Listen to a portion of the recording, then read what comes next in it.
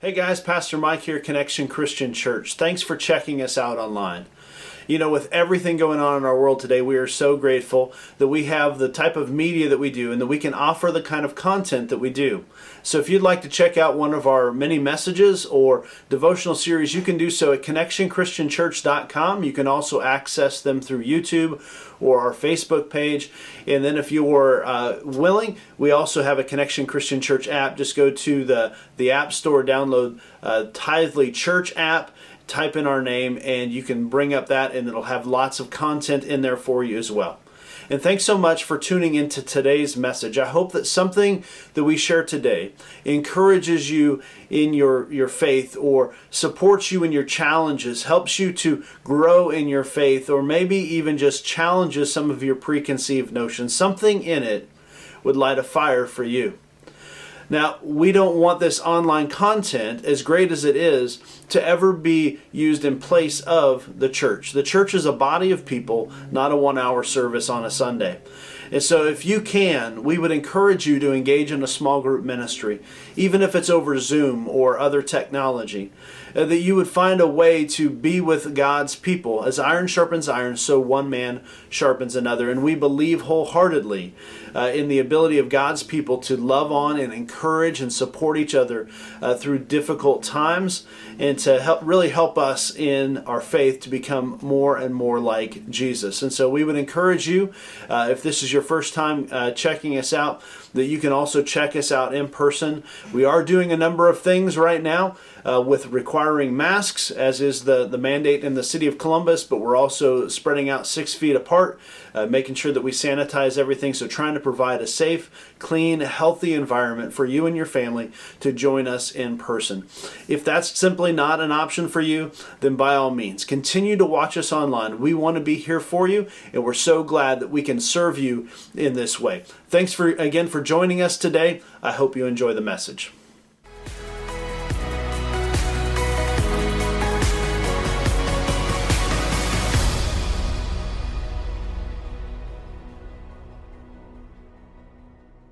All right, so we are in a series called 100. 100 is about being all in. It's about being in total agreement with God, and it's a financial series.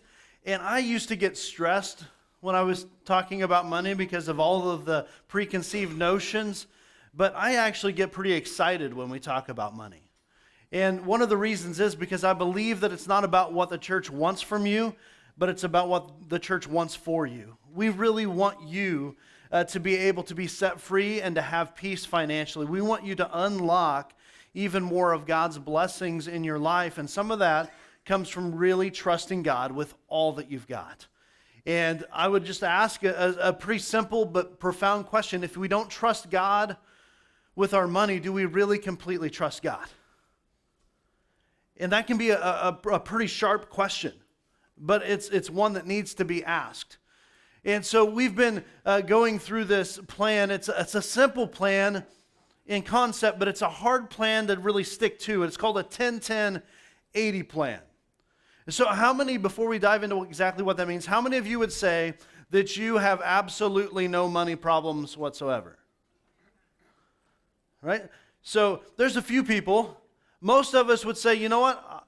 If I had some more money, I wouldn't have any problems. Right? But oftentimes more money just leads to more problems. I think there's a song about that. And so you don't always have all of the answers, and most of us just think, well, if I can just get a little bit more, then I'll find some more happiness. And that's not always the case.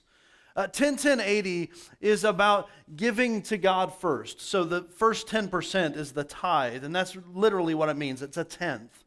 And so everything that we have is a blessing from God. And we talked about that last week. I would encourage you to go back and watch it in our app or on our Facebook page or on YouTube, and learn what it is to put God first financially. Because that one, if we miss that one, we've really missed the whole thing. Because everything else flows out of that. But then the second 10%, which we're talking about today, is to save.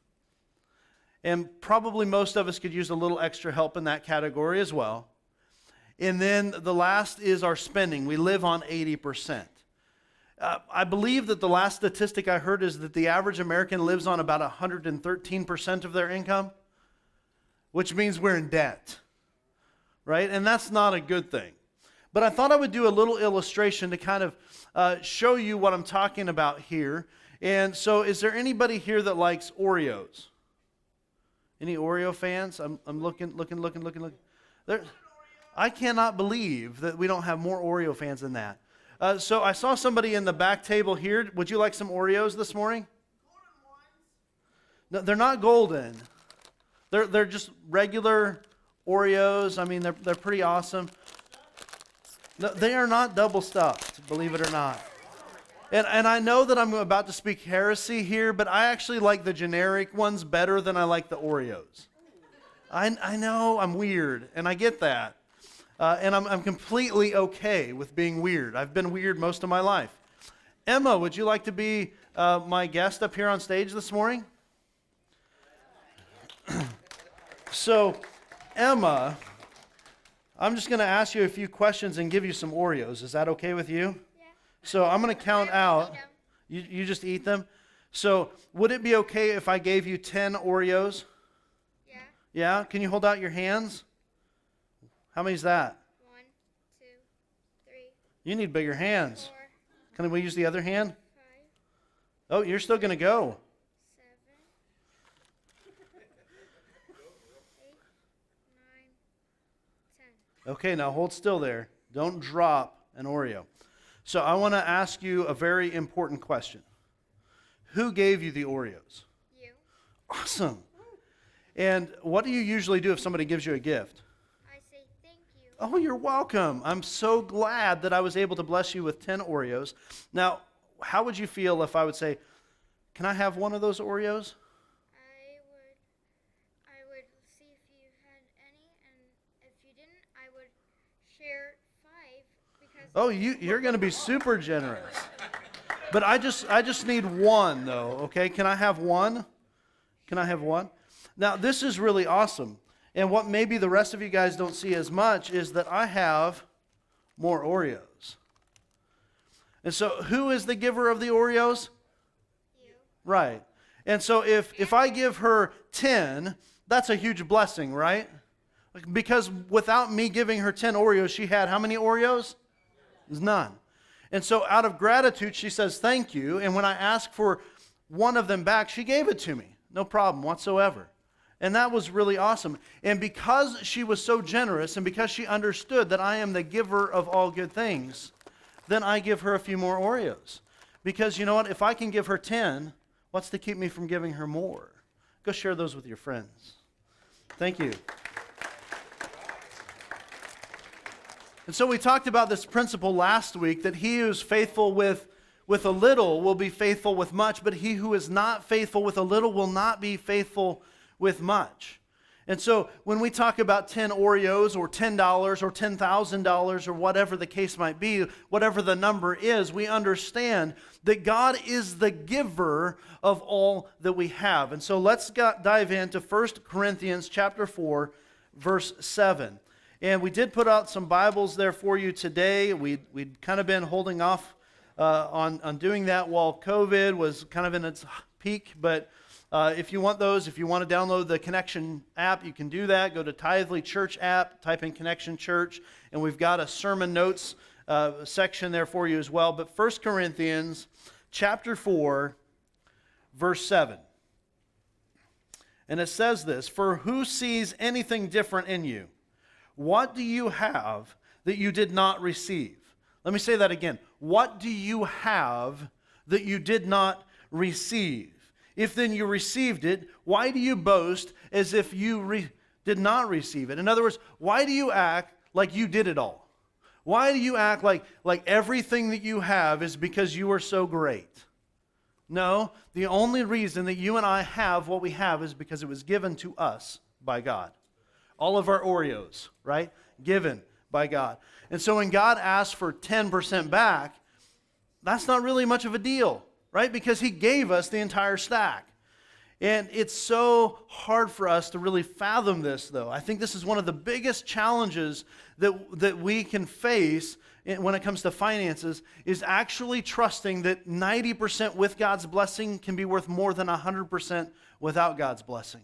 When we focus on ourselves and not on the giver of all things that are good, then we kind of miss out on some of these pieces. Proverbs chapter 3, verses 9 and 10. And this is, if you're looking on one of the Bibles that we provide, I forgot to say this about 1 Corinthians, but this is on page 528. So Proverbs chapter 3, verses 9 and 10. Honor the Lord with your wealth, and with the first fruits of all of your produce. Then your barns will be filled with plenty, and your vats will be bursting with wine. If you and I can learn to honor God, God will bless us, not always financially, right? There's a lot of different kinds of blessings that God will give to us. But we have to learn to trust Him with all that we've got. And it starts really with the tithe. And so it's not really about what we want from you, but it's what we want for you, and we want you to tap into some of these blessings. And so 10-10-80 is something that my family, we've been practicing for quite a while. We give over 10% of our income to the church or to other ministries. We also give 10% into savings. I have a portion of my income that is automatically directed towards savings. One of the hardest things for me to understand in the realm of interest is that banks hardly pay any and everybody else wants a lot. And so how is it possible? And if you do the Dave Ramsey Financial Peace University, he'll say, put $1,000 aside for an emergency fund. And I'm like, that doesn't make sense to me. It doesn't make sense because if I don't use it, then it's not making enough interest to cover what I'm not paying. But we started doing that. And it was amazing how fewer emergencies we had because there was money to cover the emergencies when they popped up. But that's a principle of saving, right? And so then it teaches us to be content. It teaches us to live within our means. It teaches us to live on the 80% we have left. And that creates something that we're going to talk about today called margin. And margin is a place where you and I, we can find peace, right? Because whenever our expenses exceed our income, 113%, right? The average American, when our expenses are more than our income, that is not peace, right? That is stress, right? That is anger. That is tension that exists within our families, within our marriages. It's so hard to really tap into God's blessings when you're always on guard that way and you're not really allowing Him to have control in that area. So we also do this as a church. So right off the top, 10% of everything we have goes to ministries outside of Connection Christian Church. And I would say more than 10%. But when we first started as a church plant, as a very new church, 7 years ago, my family and I moved to Columbus, Nebraska. From before then, 10% of every dollar that came into the offering plate went into a fund to start new churches. And so we started a few years ago in Hastings Forge Christian Church. And so we were able to bless them. We've already got over $20,000 sitting there to start another church. And so we need to be in prayer for a new planter because we believe that God has called us to be fruitful and to multiply, right? And so that is with these new churches. And so we do that off the top. And then 10% goes into savings. Out of every dollar that comes into the offering plate, 10% of that goes into savings. We have a building fund that is being populated by 10% of everything that comes in. And so right now we have $100,000 in a building fund, right, that we're really working towards. And then we do ministry off the 80% that's left. And this is the kind of thing that we want to convey to you guys as well. I'm going to set this over here and try not to tempt anybody, but just need a little bit more room to work.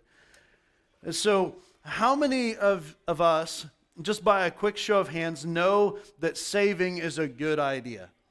When it comes to our finances, saving is a good idea. Okay, now, same show of hands, how many of you are doing it? It's a little bit less. How many of you, this is the last one, how many of you feel like you could do it better? Right? And so it's usually, it kind of boils down to that. There was a study by Money Magazine that said that 1 in 3 Americans have no retirement fund. 1 in 3 Americans have no retirement fund. Right? We know that saving is a good idea. We know that we ought to do it, but we still struggle to do it. And I believe one of the biggest challenges that we face is that we get so caught up by today's enjoyment, by today's struggles. Right? And so when we're living for today, it makes it really hard to save for tomorrow. And we've got to be careful not to get distracted by today's desires. And so what that will do is it will actually rob us of tomorrow's peace. And I believe today's peace as well. Let's go to Proverbs chapter 21, verse 20. Proverbs chapter 21, verse 20. And this is on page 543 in the Bibles we provide. It says, "Precious treasure and oil are in a wise man's dwelling, but a foolish man devours it." I grew up in a house that did not manage money well. We grew up in the poorest county in the state of Missouri. And I did not know growing up that we were poor. I just didn't. I should have been tipped off by the government commodities and the food stamps and all of that stuff. But there are so many things that we just, when it came to money management, didn't do well. And I'm blessed to say that, I've grown through some of that. But it's been a hard lesson to learn. I've made lots of mistakes along the way. But there's something to this passage that talks about a foolish man squandering what he's got. And I know that there's a poverty state of mind. And within that poverty state of mind, whenever we get something like a government handout, we go and we spend it right away. Right? Because we don't know what it's like to have. And so we've been living on the not having, and so now we want to splurge on the having. Now, I'm not pointing any fingers, but I'm just saying that according to Scripture, that's a foolish thing to do. Right? But the wise thing to do would be to store up, to save some of what you've got. And one of the reasons I believe that this is important is because emergencies will happen. Right? There are definitely times where you and I are going to encounter things that are going to rock our world a little bit. Some of those things are pretty small. Think about it for a moment. Like you have a small appliance in your home quit and you need to go buy a new one. Well, if you're living paycheck to paycheck, even $20 sometimes is hard to come by. How about the weather's been kind of cold and you go out to start your vehicle and you realize that the battery doesn't have enough cold cranking amps. That's a little bit more than $20. Right? Look at $120, $200, depending on the battery that you've got. And if you're not prepared for those kind of expenditures, it hurts, right? You have to wonder, what am I going to go without in order that I can pay this? And that's a tough place to be. And if we spend all that we have, we're not prepared for those minor emergencies. You go out in the morning, the car's got a flat tire. The tire is not repairable, right? There's another $100, $200 for your vehicle. Or maybe your water heater goes out. And you're fortunate if it's just the water heater and you spend, $500 or whatever on a new water heater. I haven't bought one for a while, so I could be wrong on the price. But let's just say that water heater has just dumped all of its water all over your basement and ruined your paneling or ruined your drywall. It's ruined your carpet. Now that expenditure has gotten significantly higher. And if you don't have renters or homeowners insurance, now you're really hurting. Right? And so you're trying to figure out, how do I make ends meet? But let's be real, not all emergencies are small. Some emergencies in life are pretty large. Right? And we go through things like, it's not the water heater, but the furnace quits. And the furnace goes, there's $2,000, $3,000 to get a new furnace. Maybe something worse happens and you lose a job. And when you lose a job, man, that can really hurt, because you've got to take the time to find a new job. You may or you may not get unemployment benefits, and so you're trying to figure out how to make ends meet there. And I know that as I talk about each one of these, there's somebody from inside the room that's like, yeah, I've been there. Right? Yeah, I've been there. I've not had the money. And probably across the room, every single one of us at one point in our life has been there, right? We've arrived at these moments and we just went, I don't know what I'm going to do. I really don't know what I'm going to do. And then crazy things like health problems happen. Or, a regional flood. Or a global pandemic. Right? And all of these things just kind of take their toll, and it's hit after hit after hit. And we know, just because there's this common phrase that tells us, if nothing else, when it rains, it pours. Right? And it just seems like when the first domino falls, they just keep falling. And if we're not prepared for the emergency, we take the hit and the hit and the hit, and it hurts. Right? And we wonder what we're going to do.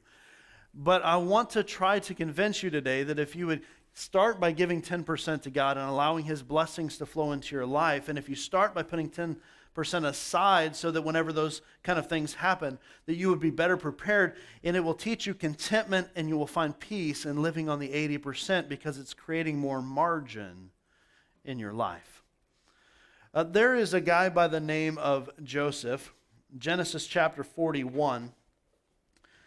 And I would like you to turn there, page 34, if you're following along in the Bibles we provide. Jesus tells us, as you're turning there, in John chapter 16, verse 33, he's speaking to his disciples. He's talking about trouble. And he's like, you know what? In this world, you will have trouble. He says, but take heart, I've overcome the world. But for now, you're living in the world, and you're going to have trouble. Now, I don't believe that Jesus was talking specifically about finances there. I believe that he's talking about life just in general. We live in a broken world with broken people, broken systems, right? And it's not easy. We will have problems, right? Furnaces will go out. Cars will fall into disrepair. Things need to be replaced. Health issues can happen. We can possibly lose loved ones. And all of those things happen. This trouble in this world, it will happen. And we need to prepare. And I want to show you what a man named Joseph did to prepare. So Joseph was blessed by God in some pretty significant ways. But his life had some trouble. It had some pretty major trouble. He was his dad's favorite. And his brothers hated him for it. And they ended up selling him into slavery, and he went off to Egypt, and he was in the house of Potiphar, who was an Egyptian official, and working his way up in slavery. He got to the highest rank that he could within the house, but his master's wife had the hots for him, and he stood up to her, actually ran away from her. And instead of being blessed by that, he was thrown in prison. And prison for him didn't look like prison for us. I'm sure it was way, way worse. But he had this gift of being able to interpret dreams. And so while he was in the prison, somebody from the king's officials or the Pharaoh's palace was thrown in with him. And so long story short, he gets out, he goes back to interpret the dream of the Pharaoh. And let's take a look at chapter 41. This is an interesting story. So, Pharaoh has a dream. It's a crazy dream. Because at least in the ESV, it describes that there are 7 good-looking cows. They're attractive. I have never seen an attractive cow. Some of you probably judge livestock and you're like, yeah, that's a good-looking cow. I'm like, that's a cow, right? We never used cow in a good way when we were referring to looks, right? It just didn't happen. But here, 7 attractive, plump cows, right? And so it's a farmer's term. And so we see the 7 cows, and man, they look good. And then there's 7, ugly, scrawny cows.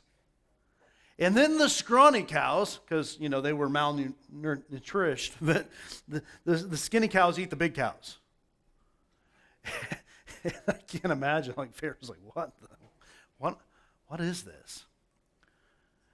He also has the same kind of dream with grains of wheat, right? 7 good, 7 bad. But then he goes on to interpret it. It's verse 25. It says, then Joseph said to Pharaoh, the dreams of Pharaoh are one. God has revealed to Pharaoh what he is about to do. The 7 good cows are 7 years, and the 7 good ears are 7 years. The dreams are one. The 7 lean and ugly cows then came up after them after 7 years. And the 7 empty ears, blighted by the east wind, are also 7 years of famine. It is as I told Pharaoh, God has shown to Pharaoh what he is about to do. There will come 7 years of great plenty throughout the land of Egypt, but after them there will arise 7 years of famine. I think that Egypt got this warning that most of us wish that we could have. Like probably all of us would say, yeah, absolutely. If God spoke to me clearly in a dream and he said, you know what, you're going to have some good years and then you're going to have some bad years. Make sure you use the good years to prepare for the bad years. You'd be like, yes, God. And I just want to tell you, I'm pretty sure Jesus said, in this world you will have trouble. You will have some problems, right? We know that emergencies will happen. And so we can't really use this as an excuse, but we need to learn from the wisdom of Joseph, who was elevated second only to Pharaoh. Out of all the things that he had done, what he chose to do with this dream was not just to simply interpret it, but he was given the authority to actually do something. And so for 7 years in Egypt, they stockpiled the resources. And when the famine hit the land in the entirety, everybody was coming to Egypt for what they needed. Like, this is a way to accumulate wealth, but this is also a great way to find peace. And so this is the principle kind of that we're talking about, because 80% of Americans, one study said, apply their prosperity not to saving, but to spending. In other words, if we make more, we spend more. When instead we should have been applying it to saving so that we can be more prepared. There are other spots in Scripture. There's one in particular in Luke where it talks about like somebody is hitting it big, and so they just decide to build bigger barns and retire and take it easy. Just to say that didn't go so well for that guy. I believe God said, in this very day your life will be taken from you. If you and I, our goal is to just accumulate wealth, it's probably not going to go well for us. But if it's to prepare for the emergencies, to provide for other people, that's a different story. And you can also see in that story, I believe it's in Luke 16, but I could be wrong, this man paid no attention to what God had given him. It was all like, look at what I've done, look at what I've built, look at these bigger barns that I'm putting into play. And we need to remember, just like with the Oreos, that God is the giver of all good things. And so we honor him first. And we use what we have to glorify him. But if we have no margin, we have no peace. So we prepare for the lean times. Proverbs 13:11.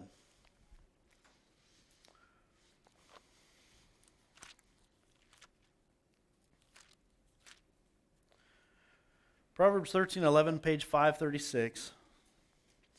Wealth gained hastily will dwindle, but whoever gathers little by little, it will increase. Wealth gained hastily.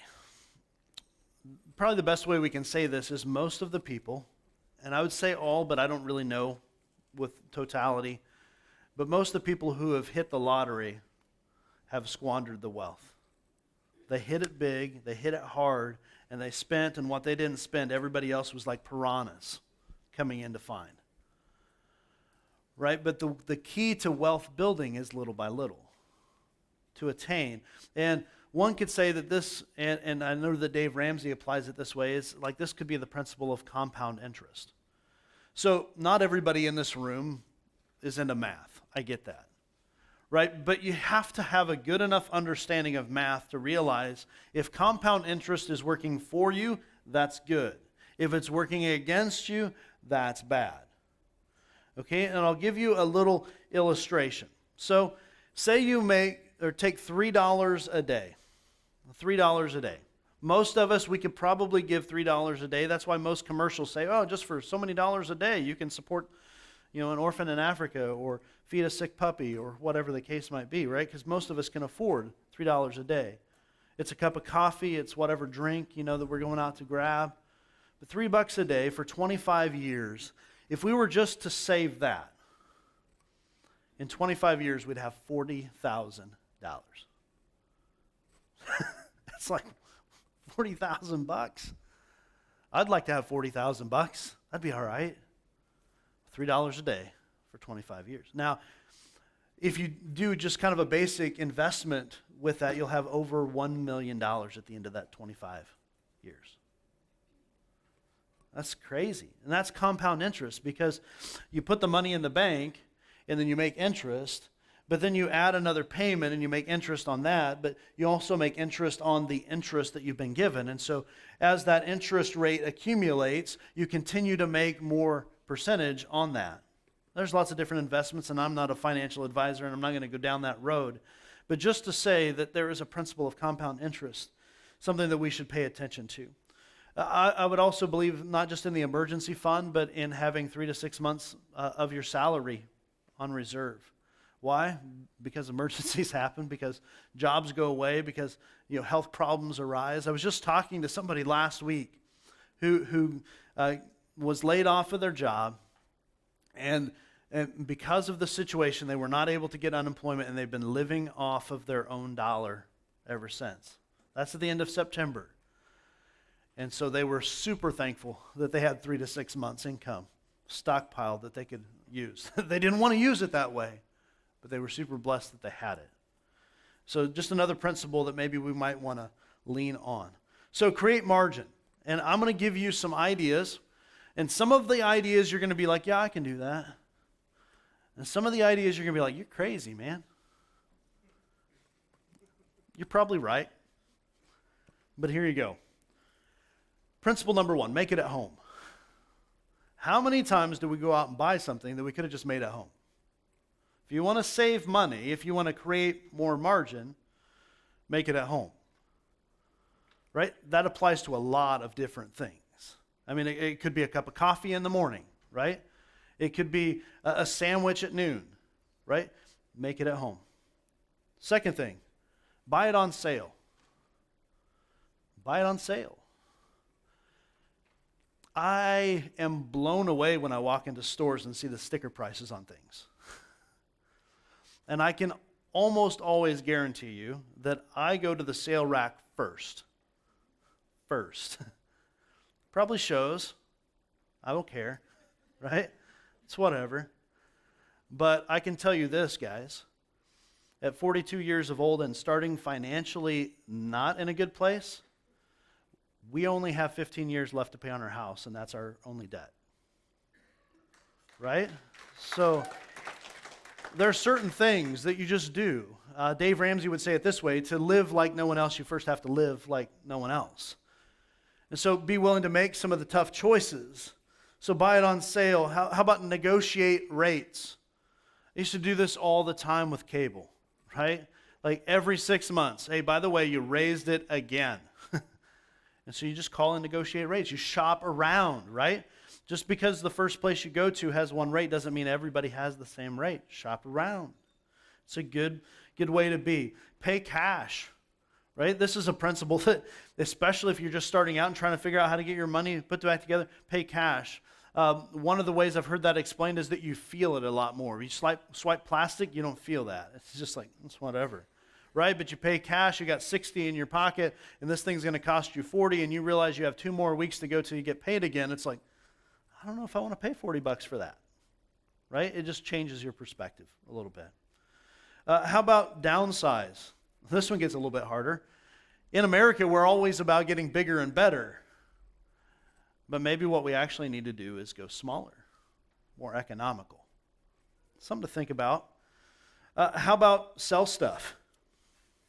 And not like you're hurting and an emergency arose and now you've got to, have a sale on things that you bought at $100 and you're selling them for 50. Not that kind of thing, but maybe you just sell some things to create some margin. Probably most of us, and I don't need a show of hands for this because I'm guessing every hand would go up. How many of you have things at home that you don't need, you don't use, right? Every time there's a big event and kids get more toys, right? And I would say that the adult toys can kind of go the same way too, right? Bigger boys, bigger toys. We get stuff, we accumulate, right? How about we wait on buying new stuff? This probably gets a few of us because, we're the first one in line at Best Buy when the new thing is coming out. Oh, this is going to be so great. Have you heard about the iPhone 25? It's great, right? Give it a couple years, right? It'll come down, right? Just some things to think about. But here's another question for you. How bad do you want it? How bad do you want peace in your life? How bad do you want to create margin in your life? Because that's going to dictate the choices that you make. But it really kind of comes back to this whole tithe thing. How much do you trust God? And being content. Two types of people, right? Those who pay interest and those who receive interest. I'm going to give you two more examples of this compound interest thing. So if you put $3,000 on a credit card, it's really nothing, right? It's pretty easy to do that. And then you pay the minimum payment. How long does it take you to pay off $3,000? About 13 years. 13 years. Because it's just $3,000. In our society today, 13 years is an incredible amount of time to pay for $3,000. And by the time you're done with it, you have paid a whopping $8,000 for that $3,000 thing. I hope you enjoyed it. Think about that for a moment. I know that in your head it's on sale. I got to buy it now. I don't have cash. I'll use the card. How bad do you really want it? Because they're not in the business to give stuff away. The average car payment in America, $480. If you take that same $480 and invest it over 30 years, you'd have $1.5 million. And so maybe instead of buying the newest car and constantly upgrading, you learn to live with what you've got. And again, I remember going out and buying cars and I would just get what I could afford. I always wanted something better, but then there was what I could afford. And so I would get that and deal with it. And we started a church, believe it or not. And 6.5 years ago, I thought, you know what? We've got some stuff to haul in and haul out, and I need a truck. And I don't really want to get a truck because trucks are expensive. And so I started looking around, and I found for myself an '06 Tundra, which was pretty nice. I like it, right? And here we are 6.5 years later. I'm thinking, man, it's time for a new ride. I've only got 128,000 miles on my truck. It's time to stick with my ride, right? There are way more important things to spend that money on. And the margin, the peace, it's not worth it. So think about some of those things. Proverbs 22, verse 7. Proverbs 22, verse 7, page 544. You probably know this, but I'm going to tell it to you anyway. The rich rules over the poor, and the borrower is the slave of the lender. If you constantly borrow, and gladly pay you tomorrow for a hamburger today. Some of you don't even get that reference. But the truth is there, right? We constantly borrow. We constantly take out the loan, right? Fast cash now for easy fixes that we have to pay for tomorrow. And when we do that, we're enslaved to the lender. Why? Because he doesn't really care most of the time if you got laid off from your job. Doesn't care that your kids got sick. Doesn't care that there's a global pandemic because they've got bills to pay. And now you've got to go work harder, work more hours, get a better paying job because you need to pay down the debt that you incurred. You wrecked the car, right, that you took the loan out on. And so 2 years after you've crash the car, you're still paying for the car. The borrower is slave to the lender. And we don't want to get ourselves into that kind of position. Contentment is key, right? Because there's this lie that if we just have more stuff, right, then we're going to have more happiness and more peace. And so I've got a couple pieces of tape here on the floor, and I thought I'd show you a little something. So let's just say that this one illustrates our income over time. Not everybody, right? Some of us are like this, some of us are like this, and if we were really true about it, it kind of goes up and down, right? So our income over time goes up. And so you would think that if our income over time goes up, our happiness goes up, right? Our peace goes up, because if I have more stuff, I'm more happy about it. But there's another metric. And the other metric is, I make more money, I spend more money. And probably all of us have been guilty of this in one form or another. I know that this is true for me in my life. I am way better off than my family was when I was growing up. Way better off. But if I'm not careful, my expenditures continue to rise, and I lose margin. But if you and I can take this 10-10-80 rule, 100%, right? We give 10% to God.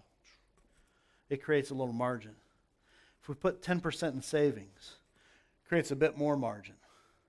We're allowed to see the peace and joy of God overflow into our life. We're allowed to see how inside of us He creates a spirit of contentment, that we don't have to live to the full 100, but 80 is okay. And when we find this margin, it creates a different level of peace inside of us, because we know we're okay, right? It's going to be all right. But at 113%, it's not okay, right? Things fall apart there. 1 Timothy chapter 6.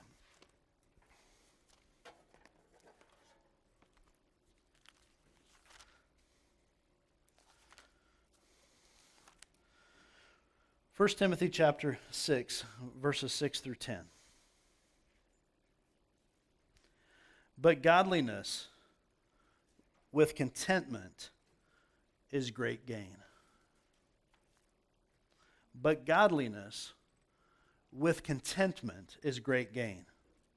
For we brought nothing into the world, and we cannot take anything out of the world. But if we have food and clothing, with these we will be content.